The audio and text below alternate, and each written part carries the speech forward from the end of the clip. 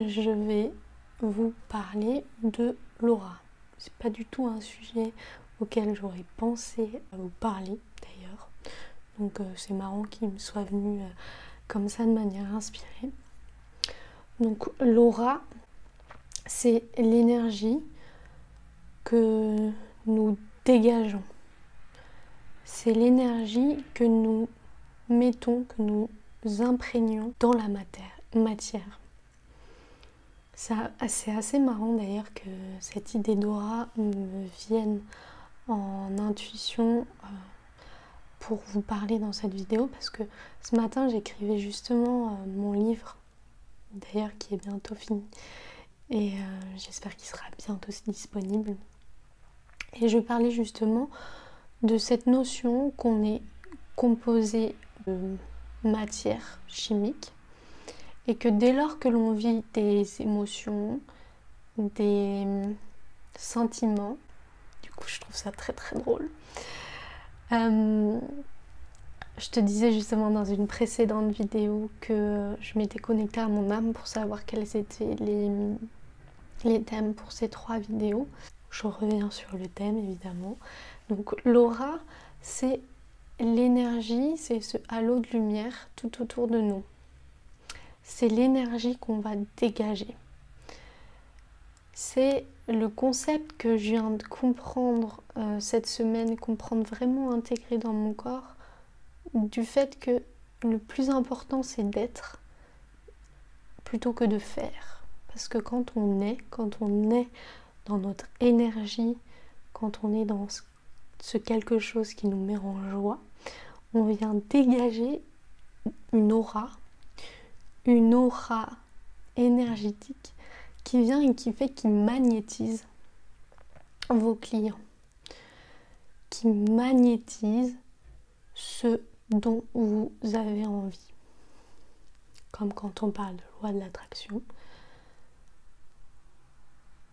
qui magnétise tous nos envies. Donc l'aura, c'est cet halo lumineux qui provient des 7 corps émotionnel, physique, causal, astral, éthérique, divin. Tous ces corps en fait liés au chakra. Ça fait différentes couches. Et quand on va dans des niveaux de conscience différents, on joue avec ces différents corps. Quand on est dans l'état de sommeil, on est dans notre corps astral qui peut aller dans d'autres niveaux de conscience. Donc ça, on le fait tous les jours finalement. Donc l'importance de l'aura, c'est d'aller prendre conscience de ces différents centres énergétiques dans son corps, mais d'aller prendre conscience que finalement, c'est pas plus compliqué que juste être dans l'amour, la joie, pour aller créer ce que l'on veut ou attirer ce que l'on veut. L'aura aussi, pour moi, quand je l'ai entendu là, ça m'a amené à aura, comme le verbe avoir conjugué, aura, avoir, et avoir ce retour énergétique bienveillant. Et aura aussi, quand on vient voir étymologiquement, d'ailleurs c'est marrant, là il y a pile un halo de lumière qui est complètement différent de tout à l'heure, alors que je parle. Et aura, pour aller justement reconnecter son énergie, cette belle énergie qu'on sait qu'on attire ce qu'on veut, et finalement où on devient notre propre leader quand on est dans notre aura. Ce que je veux partager aussi, c'est qu'on voit bien l'importance de notre corps. Ce que je disais tout à l'heure, c'est il est composé d'éléments chimiques comme la nature. Et là, on vient avec cette notion d'aller connecter à sa propre nature. Finalement, on a des composés qui sont identiques à la nature, peut-être pas au même a la même importance pour chacun des composés, évidemment, puisqu'on est différents.